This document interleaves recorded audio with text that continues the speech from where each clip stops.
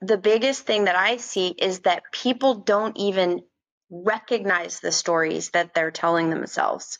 They haven't even gone through that process of just evaluating their thoughts and evaluating, okay, what am I telling myself is true of me? Most people are walking around and it's kind of like the story is playing, but it's not even being noticed or recognized, and they're just living their life out. And so I think that the first thing I try to do with people is try to get them to actually look at the story that they're telling themselves. And is the story you're telling yourself, is it serving you, or is it holding you back? Welcome to Lessons in Leverage, the podcast that takes you behind the scenes of success. We'll help you unlock the secrets of leverage so you can amplify your impact in the world. Here's your host, Spencer Lowe. Welcome back to another episode of Lessons in Leverage. I'm thrilled today to have Diana Chaloux LaCerte on the podcast. Hopefully I pronounced that right, Diana. I didn't ask you, but I speak French and it looks like a French name. Did I get your pronunciation okay? That was actually pretty good. I'm impressed. Okay, so I probably should have checked. But that being said, Diana is a seasoned entrepreneur and business consultant. She's a fitness expert, author, and motivational speaker who's passionate about empowering people to build strength in mind, body, and spirit. She's a two-time world champion fitness athlete. She owns multiple businesses and is a woman of faith. And so happy to have you on the podcast, Diana. Thank you for being here. Yeah, thank you for having me. So I was looking through your story and I see all these really high leverage skills that we're going to be able to explore with the audience today. And it looks like for you, it really started with fitness. So correct me if I'm wrong, but it looks like you started in fitness coaching and probably even before that on your own fitness journey. What was that like for you? And what were some of those initial skills you had to develop to really feel like you could get the most out of your body?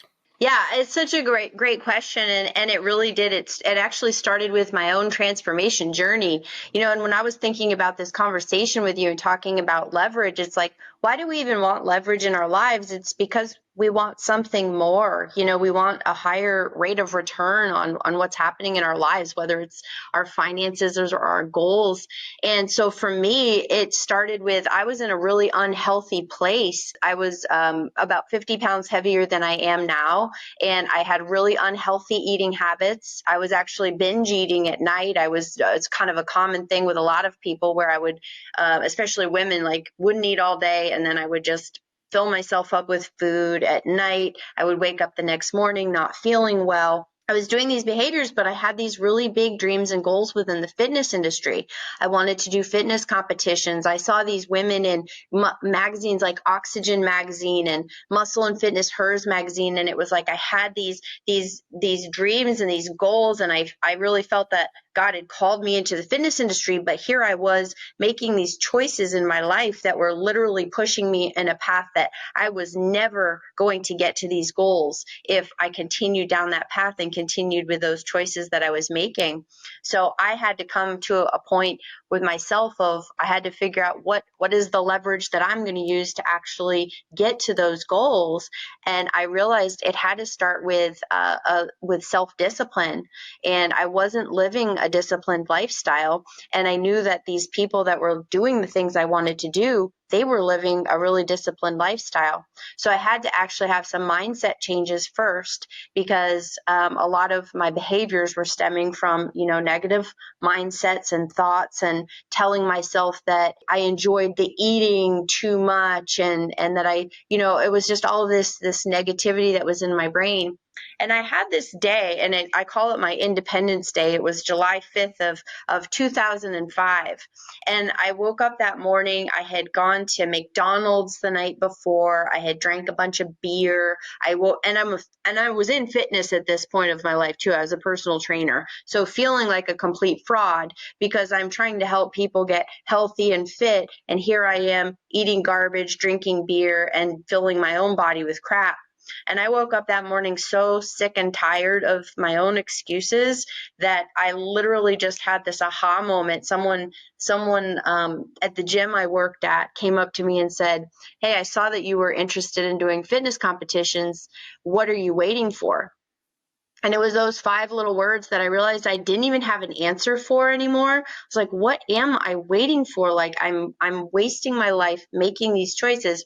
I literally had such a change in my mindset that day that I hired a coach for myself that day because I knew I needed someone to hold me accountable for the things I was wanting to do. I completely revamped my eating habits. I got rid of the food in the house that was, not going to get me where I wanted to go. And I started just digging in and doing as much research as I could on what were these people that were living this life I wanted to live? What were they doing? What does their day look like? But once I had that change in my mind, that was when I was really able to say, no, this is going to be the life I'm living. I started developing those disciplined habits. And then with repetition over time, that just became my lifestyle. I lost the 50 pounds. I ended up I won my first show, which was a huge, just boost of motivation for me and kind of reassurance that this was a path I should be walking in and going in. And that ended me up to being a 2-time world champion and then starting Hitch Fit and being able to take other people through their transformation journey. So that was really how the fitness piece really kicked in and started for me. And it was learning those tools, the self-discipline and the daily habits and the mindset changes. Those were the pieces that gave me the leverage to get to where I wanted to be. And then that's really what I teach people now is those are the tools you can develop yourself. We all can develop them. And those are really, honestly, it's not just fitness. Those are the things that we can use in any aspect of our lives to just have massive leverage to be able to do what we want to do. I love that story. I think the fact that it starts with mindset is something people miss a lot. And it's why we're doing this podcast. I mean, there's such an opportunity for people to awaken to what stories they're telling themselves that are just utter bullshit, that are just going to keep them locked in bad habits, bad lifestyle, unhealthy living, any part of your life. Like you said, it applies to everything. We tell ourselves these stories of why we can't do it, of why that we need this, and all of that locks us into something that's totally a box that we created. And so that if someone's sitting out there and they're listening to this and they're going, okay, for her, it started with that mindset shift. There's no one to wait on but yourself. You are the one that has to make that mindset shift. And so I'm sure in coaching, you deal with this with people of you're trying to give them all the tools. Mindset's maybe the very first thing of you've got to see yourself different. You have to believe something different about yourself, about your life, maybe about your memories, about your past. You have to restructure your mind to be like someone who can achieve the types of things that you want to achieve. Are there any things you see in your coaching or that you run into consistently on that first step that people maybe don't realize or that they constantly get stuck on, or a common pitfall they run into? Yeah, I mean, like you said, that really is our very first step. And I think the biggest thing that I see is that people don't even recognize the stories that they're telling themselves. They haven't even gone through that process of just evaluating their thoughts and evaluating, okay, what am I telling myself is true of me? Most people are walking around and it's kind of like the story is playing, but it's not even being noticed or recognized, and they're just living their life out. And so I think that the first thing I try to do with people is try to get them to actually look at the story that they're telling themselves. And is the story you're telling yourself, is it serving you or is it holding you back? If your story is serving you, then stick with that story, like stay in that lane. But if that story is keeping you stuck, then you have to take a look at, where did it come from? How do I get past that mindset? Because like you said, a lot of people, it's things that stem from traumas, from abuse, from things that they've gone through in their past. And they feel like there's no other story that I can actually claim. If I can get someone to see that there's a different story that they could tell themselves and that they could take different steps in their lives, really no matter what they've gone through, because people have gone through horrible, horrific things, and sometimes they feel like I can't become anything more because of what I've gone through. But I can tell you there's people that have gone through those same things, those same levels, and they have chosen a different story for themselves. They've chosen to see that things happened not to them, but happened for them, so that they would have such strength and resilience and abilities in all these other areas of their lives. So if that mindset piece can change and someone can tell themselves a new story and believe in themselves, it's also just instilling belief that we're capable of doing things. It is an absolute game changer. And I've seen some of just the most incredible transformations, not just physically, but I see people when they go through a physical transformation, it translates into every other area of their lives. The things they feel they're capable of doing, their relationships, their businesses, it pours into and feeds into everything else. But it's just such an important thing to recognize that it all starts here. It all starts with our mindsets, our thoughts, the things we can control, and those stories that we're telling ourselves. So staying on kind of the fitness side and some of the skills. So it starts with a mindset and then moves into, you talked about kind of discipline and diet. I think a lot of people or many people at some point go through a phase where they might believe like, well, if I just work out enough, like that'll get me there. What's your experience been with that as far as kind of the role of diet and exercise?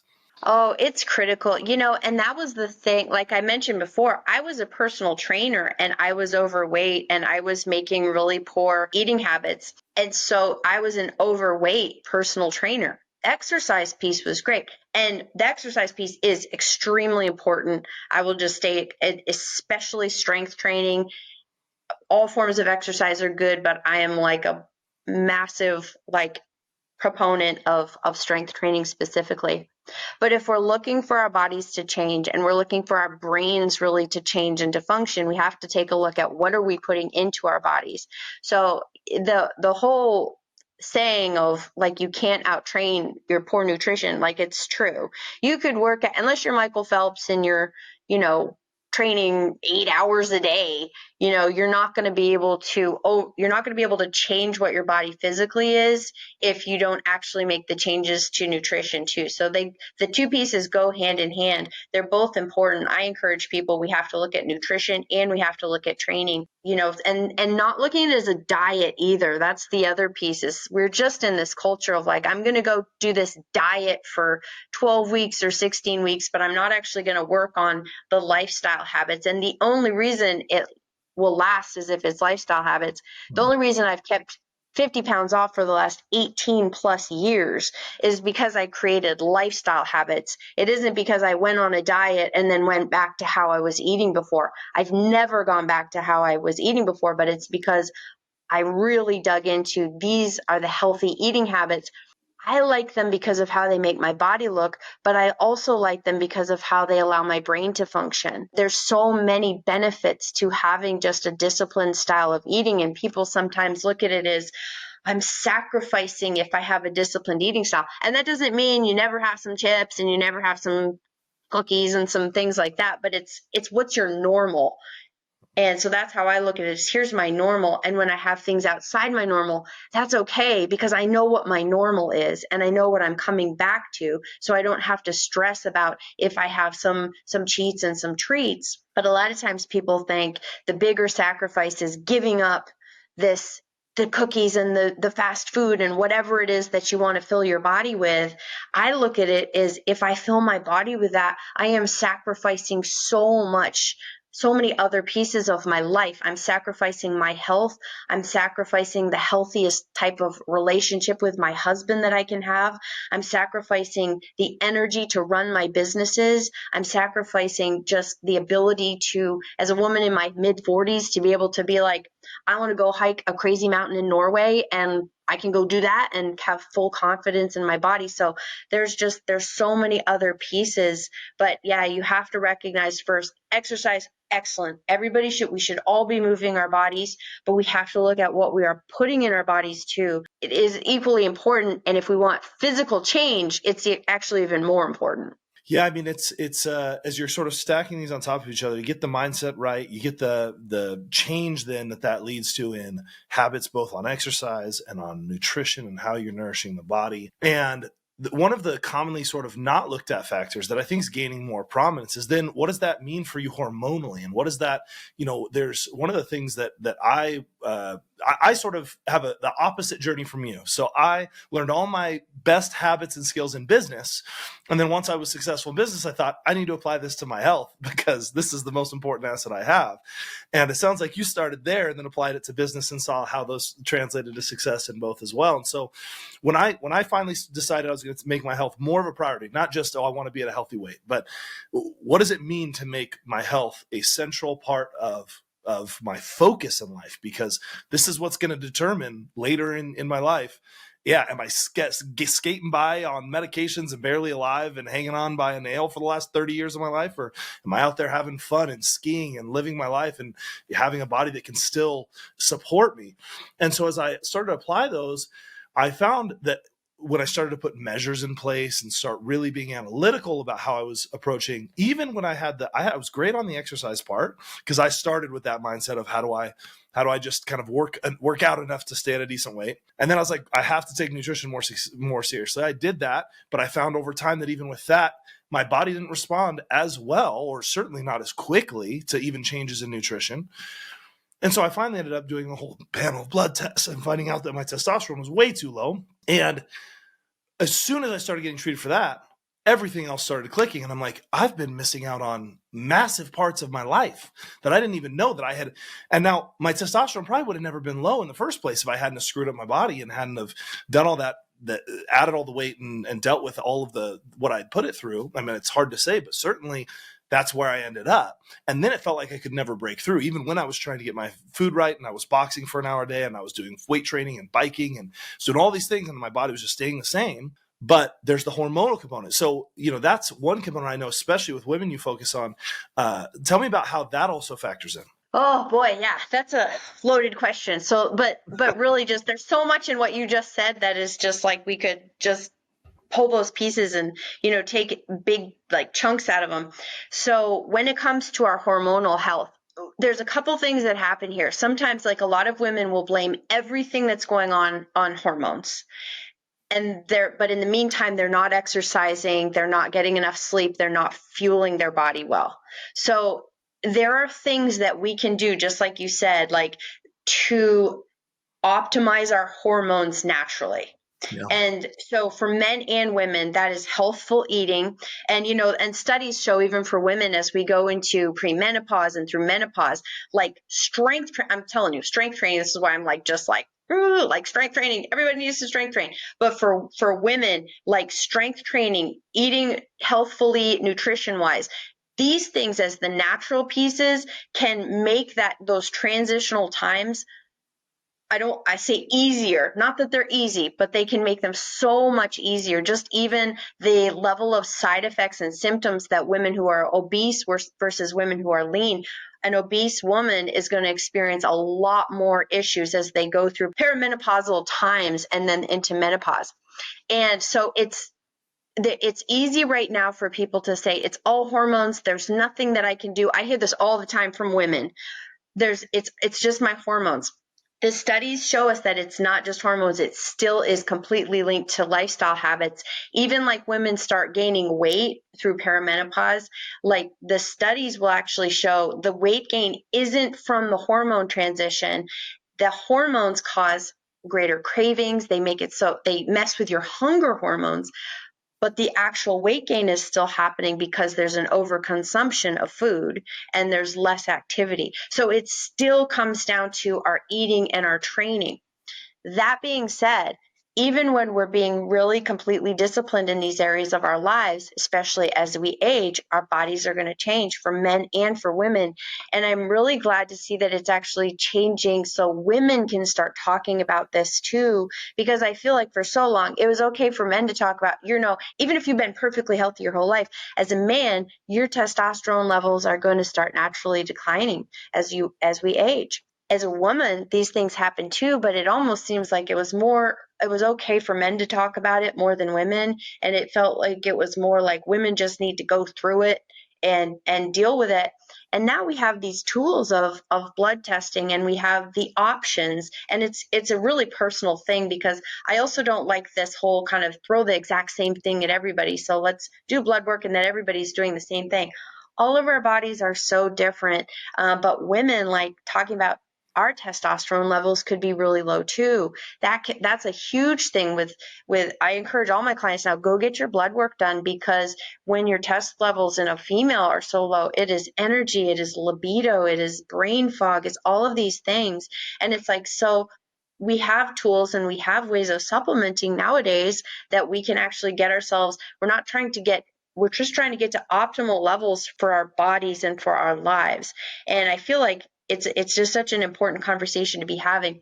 Some people may still choose to go through those times like without any kind of supplementation, but I kind of see it as, when it comes to our thyroids, like if you have a thyroid that is low, we take things so that our thyroids can get to an optimal level. If I find out that my B12 is low, I might supplement with some B12. So it's like, I really want the conversation around hormones to and I feel like it's getting there, just to be so normal that we can really talk about these things, talk about the options that are now available for men and for women to supplement, look at the pros and cons. It's going to be different for everybody, and then decide what is best for you that allows you to live your life optimally, in every sense.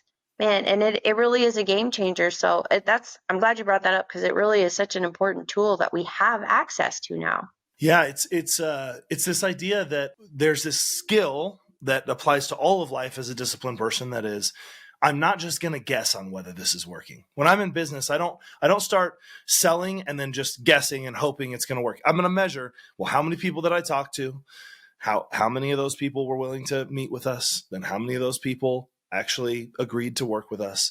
We're going to know all of the numbers to say, all right, we know how well this process is working, and it should be. I might look at benchmarks for industry or for other areas and say, this is about normal. This is above normal. This is below normal. And I'm going to try to measure all of the things that I think contribute to success for the business, and then try to tweak and improve and make those better. It's the same thing with our health. A lot of times people get frustrated with weight, because it's just one number. It's just one metric, and it's an important one, but it's not the only one. And so you have to understand and be able to figure out there's a lot of things to measure. There's the progress on the strength training side of how am I coming up with the weight levels I'm using, and what does that lead to? And am I progressing there? Am I gaining strength? Am I getting the results I want? Is it, especially as I'm aging, am I maintaining bone density, or, any of these things like that you could measure and quantify and say, oh, I'm getting a result that I want. Blood levels, hormone levels, all of it. It's a holistic picture. And I think that's something that in health, we tend to kind of just really look at the stuff that's front and center and maybe easiest, but there's such a big picture to consider, and it has such a huge impact on your life. I mean, literally it is your life. It's what you have. You got one body, one opportunity to make it last as long and get as much out of it as possible. And so everything else in life is going to come from that. Yet we tend to treat it like a lot of the things that are most valuable in our life. It's easiest to take for granted because we're so familiar with it. And so I love what you are doing in this space on the health side. So you started there, personal training, even going on a cruise ship. What was it like, spending some time working in the fitness space on a cruise ship? Well, it was, there was a lot of amazing parts of that time, just the travel and just being able to meet people literally from all over the world and being exposed to so many just different cultures, and the people. There was 2,000 people that worked on the ship with me that were just from all over the world. And so that piece was really cool. But if you think of cruise ships, I'm the fitness director. That's where I gained a lot of weight, was because you got buffets. We have on every cruise ship, there's a crew bar that's down below deck, and that's where the crew goes. And, it's a lot of drinking, and you don't really have any place else to go. You're kind of on this floating little island. And so for me, it was where a lot of unhealthy habits really caught up to me. And it's also a scenario where you're surrounded by so many people, but people come and go really quickly in a cruise ship. You may connect with someone and then they're sent to another ship a month later. So there was a level of loneliness that crept in on me during that time. And it was like I started feeding that loneliness with just more food. And it was really a root cause of why I gained a lot of weight. Was it was really hard to like form connections that were lasting, and you're always afraid your friend is going to be gone the next week, and you literally just never know, and you're apart from your family. So there's that. So it was actually, as awesome as so much of it was also a period of time that I was struggling with things like anxiety and even a little bit of depression at times, and I was fueling that with food. So when I got off the cruise ship, my little sister saw me for the first time, and that was kind of a wake up call for me too. She didn't say anything, but she was startled because I had gained so much weight, and it was like one of those moments of like, oh my goodness, what am I doing to myself? And like I don't want to be on this path. So that was what my cruise ship, people think of it. I say all that, it was awesome. Sure. Like in so many amazing ways. But for me, it was this just time of learning about myself and, what I wanted to do. That hits on a couple more points that people really have to think about, which is, first and foremost, the role of relationships in your life. Having good connection, loving relationships that are meeting emotional needs. If you're not meeting those emotional needs somewhere, food's going to be a very common one that we use. I mean, it releases hormones in our body that make us feel good. And it becomes a drug, a coping mechanism.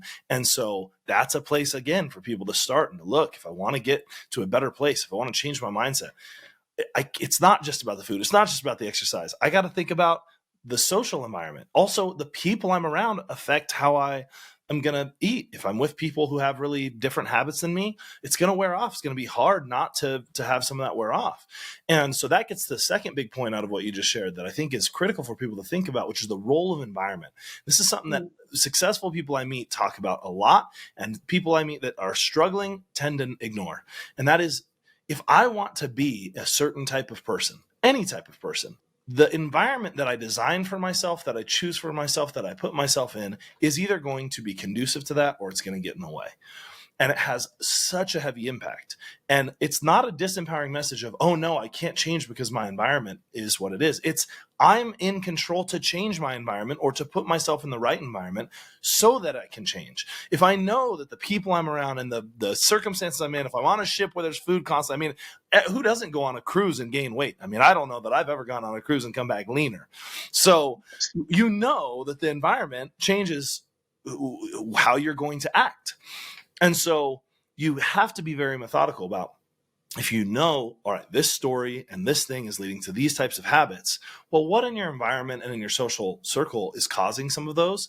Change those, like fix those, because that's going to have a cascading impact in your life. Yeah, that's so perfect. And it really, like when we're talking about fitness, like if you look at your like we become who we hang out with, and it's like it's so important just to see like it's like we always talk about you're the circle of your 5 closest people, and you're the average of your 5 closest people. So if the 5 closest people in your lives are people that are unhealthy, that are leading unhealthy lifestyles, whether that means in their mental life or their physical life, their emotional life, because even if someone's not necessarily like overweight or in living unhealthy as far as exercise and eating, one thing I've really been kind of digging into a lot lately is the time that we spend with people that are I call them fear feasters. So they feed on fear. And fear is what they walk in mentally and emotionally. And when you're around them, like they want to give you the fear. They want you to taste it and they want you to try it and they want you to eat it too, because it's what they're addicted to and it's what they're feeling, whether it's through news or whatever. And I've just really been recognizing this. Not that I don't have those people in my close circle, but in kind of the extended circle, I've just been really recognizing lately the people that as soon as you get into conversation, it's something of negative or something that you should be afraid of or just this fear. And so it's just being really like, look at the people in your circle. Do they have the mindsets that you want to build for yourself? Do they have the physical fitness things that you want for yourself? Relationship wise, do they have, if you want a healthy marriage, are the people in your circle, do they have healthy marriages? So it's like, do they have successful businesses? Like if you want your business to be successful, spend time with people that also have successful businesses. So yeah, we have to be so careful and craft that group. And if you find like I'm stuck in a group that is holding me back and is holding me back physically and even mentally too, because I think it's just so much of that. You're stuck in that fear feasting crowd. You're going to stay stuck in a fear mindset. Like it's so hard to break out of that when that's what you're surrounding yourself with. So it's not that you have to, some of those people you may have to cut out of your life completely. Some of them, it may be just push, like maybe they're just not in the inner circle anymore, but you can still have a relationship, but like the people that you need are there, like they're around you. And so just start connecting with those people and figure out who your little tight knit crew is, and just make sure those people like are just pushing you forward and helping you become a better person. But that's just it's such a good one that people don't recognize. And it's like, we just have to evaluate those things. Are these people helping me? Are they holding me back? And how am I going to break free of these cycles and find a new circle for myself? Yeah, I couldn't say it better. That's a critical ingredient of our lives that we take for granted. We don't plan. And if you don't plan, then it happens to you. Then you're a victim of what happens to you. So great insights there, Diana.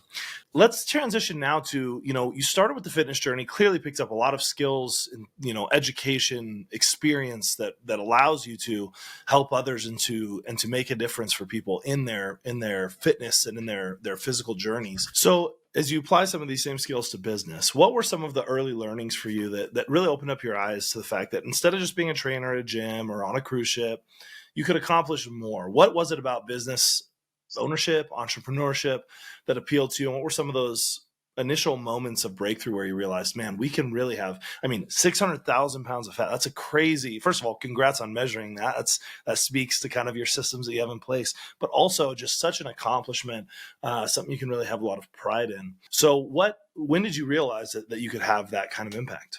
I think for me, being an entrepreneur is just, it's been in me my entire life. Even as a kid, I was trying to figure out what things can I do that people will pay me for, and like my parents called me money bags because I would just like go and be like, oh, I can mow lawns and people will pay me for that. And I can, I had a paper route. So it was just, that was always in me of just figuring out like, what are some new things and that I can do. I never was a good employee. Like there's a very, very brief time of my life that I was an employee, and I was like, the opportunity to build something that was my own and to be creative was just way too appealing to me. The most miserable time of my life was like the year that I worked in an office. And I was like, I can't do this. Like my life is not going to turn out how I wanted if I stay in an office. So I think I recognized early on that entrepreneurship was for me. And I had the resilience in my spirit to know that there's going to be a lot of risks, and it's going to be stepping into things that feel scary. And I wasn't afraid of that from a very early time. When I met my husband, Micah, and he was kind of forming the idea of Hitch Fit, and I had been doing some things similar through fitness and through kind of using some of the newer tools that were out. And so when we came together, we had worked in environments where it was like all about money. It was like we'd worked in gyms where it was, okay, just sell them as many sessions as you can. I hated it. I felt icky. It didn't feel right to like be like, okay, this is just about how many sessions and how much money we can make. I really wanted people to experience transformation because it had changed me so much. So it always for us came from this position of, I really just genuinely want to help take someone through transformation. And then I believe that if I transform someone, 10 or 20 of their friends are going to want to come to me. So the financial piece is going to take care of itself if I serve people the best that I can, if I lead from a place of authenticity and of passion. So I think we recognized that so early on with Hitch Fit. And it's because like the first person you transform, that's exactly what happens. 10 of their friends want to come to you. So it was very early on that we were like, oh, we've got something here. And with the online piece, Micah, there was a woman in Canada that had followed him on MySpace, and she was like, I really wish I could work with you. And it was this moment of like, well, what if I just put a plan together for you and you can follow it and then you can check in with me?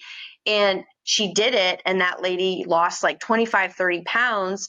And it was like, whoa, like, okay, there's something here. Like, we don't have to physically be with people to actually help them transform. So it was just, we entered HitchFit already with that concept of like, oh, this is something that is new. And this is something that like we can let people know, like, you don't even have to be here and we can help you on this transformation journey. So that was kind of, I would say we just realized super early on, like, there's something bigger. Now we have this internet thing and we have this social media thing. And so we can really reach people that are not here, not present with us. And we can have this way bigger impact because of these new tools that we have. And we kind of just took off from there. And, there's more and more tools now and it keeps evolving. But our passion for just wanting to help people has stayed true and stayed the same for the past 15 years. And that's still where our heart is. And it's where the heart of HitchFit is. And it's where the heart of SoulFit, our retreat business, is too. That's awesome. And I think it's important for people to realize, when you develop a set of high value skills, something that can really help people, something that can make a big impact and that people are willing to pay for. Obviously, if you want to have a business, it's got to be valuable enough that people want to pay for it. And when you get that, a lot of people then want it to be, or maybe are scared of entrepreneurship because of the uncertainty, the fact that, when I move past, as I move out into the world, what if things change? And things are going to change. It's all going to change. Your business started on MySpace. Then you have a physical gym. They have 3 physical gyms. Then you're back down to 1 physical gym. Then you've got a retreats business. Same underlying core passion and skills, but so many different tools and technology evolves and it changes the landscape, and you can't just stay there and be complacent. You have to stay connected to the people that you're trying to serve and figure out, well, what's the next evolution? And certainly as AI has started to become much more prominent, it's introducing a lot of things that are going to disrupt every industry and are going to absolutely, make us all adapt in our businesses, make us operate in more efficient ways and in better ways. It's going to help people more effectively. There's going to be a lot of good things that come from it, but it means that you have to change. And some people look at that and they go, oh man, it's so scary. What are we going to do? AI is going to replace this, or they're going to do that. I'm curious, since you guys have had such a good experience evolving your business over time and adapting to these new tools, what do you see on the front of AI, if anything? Is there anything you're particularly excited about how that might impact your business, or things you're worried about that it might disrupt? I think, and that's an area we're still navigating of how do we best utilize these tools, because I think there's going to be there are already some extremely valuable tools that can help us just with messaging and with getting messages out there.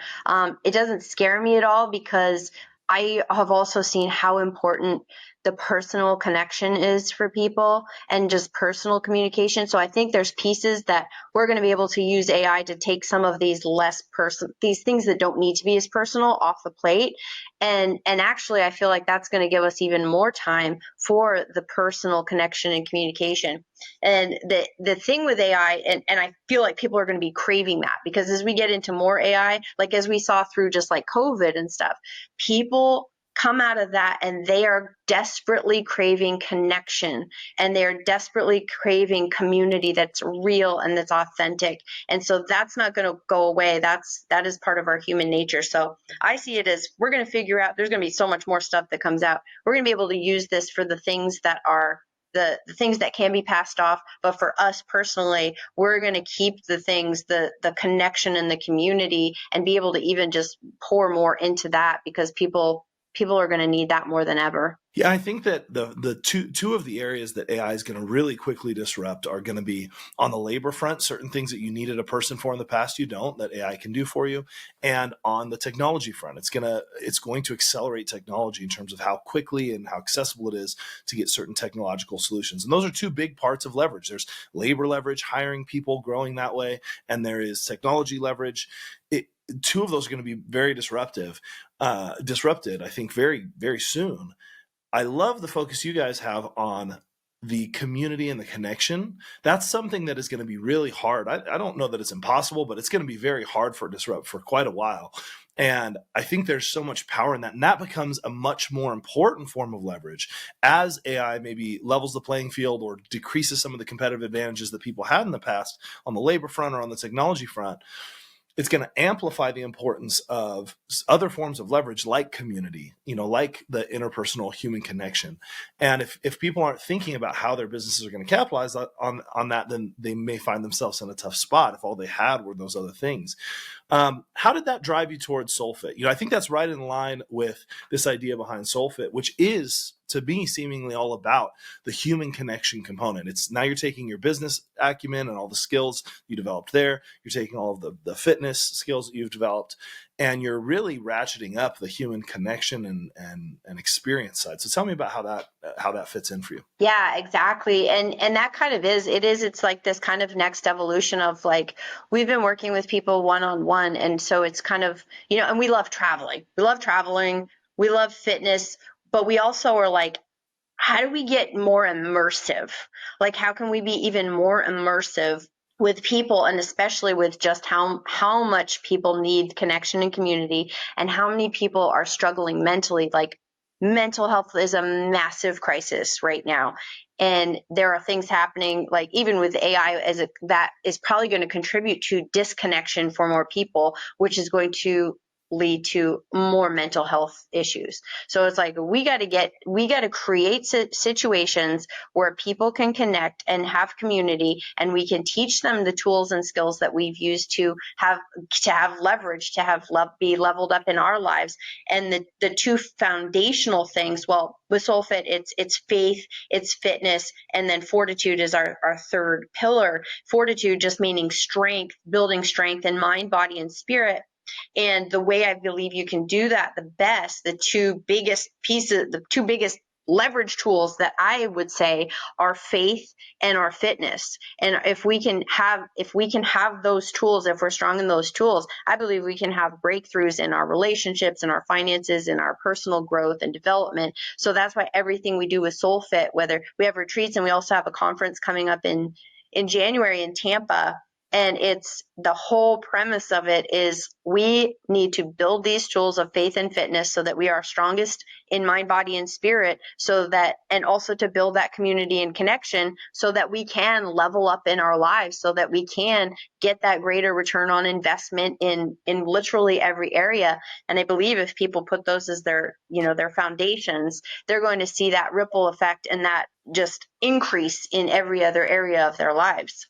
That's very inspiring and a very exciting mission to be going after. So thanks for sharing that, Diana.